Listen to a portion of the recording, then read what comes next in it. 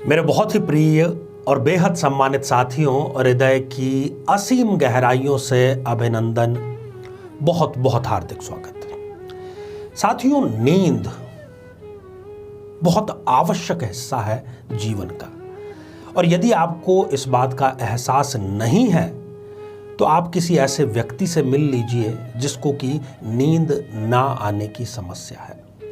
वैसे तो लगभग 30 से 40% जीवन का जो हमारे हिस्सा है उसको हम नींद में बिताते हैं, और नींद हमें रिचार्ज करने का कार्य करती है।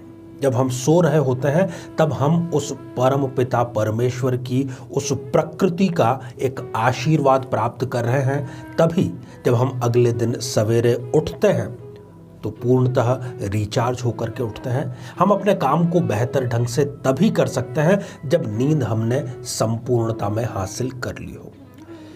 साथियों, आज इस एपिसोड में हम 7 ऐसे कारण आपको बतलाएंगे जो कि कारण नहीं बल्कि कहना चाहिए कि वो आपकी नींद के दुश्मन हैं और आपकी खुद की गलतियों का ही परिणाम है, और आप उसको तुरंत ठीक भी कर सकते हैं। और एक ऐसा उपाय भी आपको विलक्षण हम बतलाएंगे जिससे कि आपके नींद को आप भरपूर कर सकते हैं और साथ ही अपनी सेहत को भी तंदुरुस्त बना सकते हैं। साथियों, वैसे तो जो आजकल की जीवन शैली है कि मोबाइल का अधिकतम उपयोग करना, तनाव बहुत ज़्यादा लेना, जहाँ भी हम कहीं आर्टिकल पढ़ते हैं, टीवी देखते हैं, किसी विशेषज्ञ से पूछते हैं तो वो कहता है कि मोबाइल से दूर रहो और तनाव मत लो। ये बात कहना जितना आसान है, असल में ये करना बहुत ज़्यादा मुश्किल है अगर हम जीवन को सुचारू ढंग से चलाना चाहते हैं तो। तनाव कोई लेना नहीं चाहता, तनाव हो जाता है। और ख़ास तौर पर आप देखेंगे कि जो छोटे बच्चे होते हैं वो आराम से सोते हैं, उनको कोई मतलब नहीं, उनकी नींद भरपूर होती है। ये नींद ना आने का सिलसिला कब से प्रारंभ होता है? जब से हमें कोई जिम्मेदारियां मिलना शुरू हो जाती है, हम अत्यधिक तनाव लेना जब शुरू कर देते हैं। ख़ास तौर पर जो जिम्मेदार लोग हैं घर के, चाहे वो माता हैं या पिता हैं, उनको अक्सर नींद ना आने की बीमारी होती है और फिर वो तमाम तरह की कोशिशें करते हैं। मेडिकल साइंस का सहारा लेते हैं, मेडिटेशन का सहारा लेते हैं, गोलियों का सहारा लेते हैं, परंतु कोई भी उनको परिणाम इसका नहीं मिल पाता। साथियों, जिन बिंदुओं की हम आज यहाँ चर्चा करने जा रहे हैं उसके लिए आपको बहुत किसी विशेषज्ञ की सलाह नहीं चाहिए।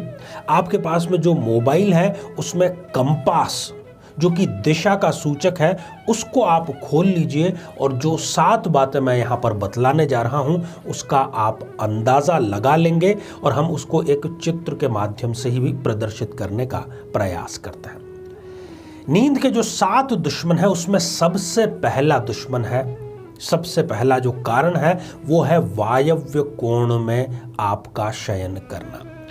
साथियों, उत्तर दिशा और पश्चिम दिशा, इन दोनों के बीच की जो विदिशा है, इन दोनों के बीच की जो कोण है उसको हम वायव्य दिशा कहते हैं। वहाँ पर चंद्रमा का प्रभाव अधिक होता है, अस्थिरता अधिक होती है। इसलिए यदि आप अपने घर के या अपने फ्लैट के, जो भी आप मकान में रहते हैं, फ्लैट में रहते हैं, कहने का अर्थ है कि अपने घर के यदि वायव्य कोण वाले हिस्से में आपका शयन कक्ष है तो आपको अनिद्रा अवश्य ही सताएगी। दूसरा जो बिंदु है वो है पूर्व दिशा में भारी निर्माण करना। यदि आपने अपने फ्लैट में पूर्व दिशा की ओर बहुत भारी भरकम सामान, भारी भरकम अलमारियां, भारी भरकम निर्माण कार्य करा रखा है तो ये भी आपको नींद नहीं लेने देगा। जैसे ही आप इस मकान में शिफ्ट होंगे आपको अनिद्रा की शिकायत होगी, क्योंकि जो पूर्व दिशा है वो हल्की रहनी चाहिए, खाली रहनी चाहिए, पवित्र और साफ सुथरी रहनी चाहिए। साथियों, नींद का तीसरा दुश्मन है पश्चिम दिशा का खाली होना। यदि आपके घर का जो पश्चिमी हिस्सा है वो खाली है, क्योंकि उसको भारी होना चाहिए, आप अगर इसके उल्टा कर रहे हैं, उसको खाली रखा हुआ है, तो ये आपके नींद में खलल बनने का कार्य करेगा। इसको तुरंत आपको दूर करने की आवश्यकता है।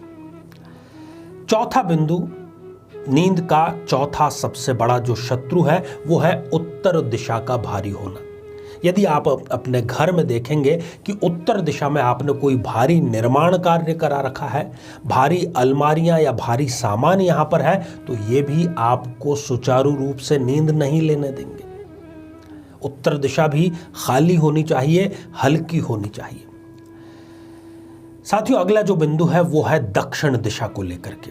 यदि दक्षिण दिशा आपने खाली रखी हुई है, क्योंकि दक्षिण दिशा भारी होनी चाहिए, अगर इस प्रकार से आप कर रहे हैं, दक्षिण दिशा को खाली रखा हुआ है, तो वो आपके नींद में सबसे बड़ी परेशानी, सबसे बड़ी बाधा का कारण बनेगा। उत्तर और दक्षिण इन दोनों दिशाओं का नींद से बहुत गहरा संबंध है। साथियों, जो छठा दुश्मन है आपकी नींद का, वो है कि आप किस और सिरहाना करके सो रहे हैं। कहने का अर्थ है कि जब आप सो जाते हैं रात को, तो आपका जो सिर है वो किस दिशा की ओर होता है। यदि वो पश्चिम दिशा की ओर है, यदि वो उत्तर दिशा की ओर है, तो आपको अच्छी नींद आ ही नहीं सकती। इसको तुरंत परिवर्तित करना है। अभी मैं आगे बतलाता हूं कि सर्वश्रेष्ठ कब नींद आती है, किस तरफ सिरहाना आपको करके शयन करना चाहिए। इससे पहले हम जान लेते हैं अंतिम और सबसे बड़ा और महत्वपूर्ण जो शत्रु है, वो है कि ब्रह्म स्थान में यदि आपने जल स्थान बना रखा है। ब्रह्म स्थान कहा जाता है जो भी आपके प्लॉट का साइज है, उसका बीचों बीच, लगभग बीचों बीच का हिस्सा, यदि वहां पर आपने जल स्थान बना रखा है, भूमिगत टैंक बना रखा है, तो आपका सुख, चैन, नींद वो सारी की सारी उस ब्रह्म स्थान में ही समर्पित हो जाएगी। इसलिए उसको आपको समाप्त करना ही पड़ेगा। साथियों, खास तौर पर जिसको अनिद्रा की बीमारी हो जाती है, अनिद्रा की बल्कि कहना चाहिए कि समस्या जिसको घेर लेती है, उसका ईगो बहुत ज़्यादा बढ़ जाता है। ऐसे व्यक्ति को बहुत छोटी छोटी बातों पर गुस्सा आ जाता है, चिड़चिड़ापन उसका बढ़ जाता है। उसका जो ईर्ष्या का स्तर है अपने कर्मचारियों के साथ में, कलीग्स के साथ में, इवन अपने रिश्तेदार और जीवन साथी के साथ में भी वो छोटी छोटी बातों पर नाराज होकर ईर्ष्याग्रस्त हो जाता है। बदले की भावना उसके मन में घर कर जाती है और वो कोई भी निर्णय ठीक समय पर और सही से नहीं ले पाता है। अब इन सारी चीज़ों का देखिए, जो दिशागत बातें हैं उसको दिशा में बदलाव करके, जहां भारीपन होना चाहिए वहां भारीपन करके, जहां खालीपन होना चाहिए वहां खाली करके इसका संतुलन स्थापित करना पड़ेगा। लेकिन एक राम बाण जो इसका इलाज है वो ये है कि जब आप रात्रि में शयन करते हैं, उस समय आपका जो सिर है वो दक्षिण दिशा की ओर होना चाहिए और उत्तर दिशा की ओर आपके पैर होने चाहिए। साथियों, साइंस भी इस बात से इत्तेफाक रखता है कि उत्तर दिशा से दक्षिण दिशा की ओर जो चुंबकीय तरंगें निरंतर 24 घंटे 365 दिन प्रवाहित होती हैं, वो यदि हमारे नाखूनों के रास्ते हमारे शरीर में प्रवेश करें तो हमारी एनर्जी हमारे शरीर में बनी रहती है, व्यर्थ बहती नहीं है। तो साथियों, हमारे इस साधना सिद्धि चैनल पर हमारा यही प्रयास रहता है कि ऐसे थोड़े से लीक से हट करके जीवन को बेहतर बनाने के कार्यक्रम आपके समक्ष लेकर के आते रहें। आप इसी प्रकार से अपना स्नेह बनाए रखें। आप सभी स्वस्थ, समृद्ध और शांतिपूर्वक जीवन व्यतीत करें। नमस्कार।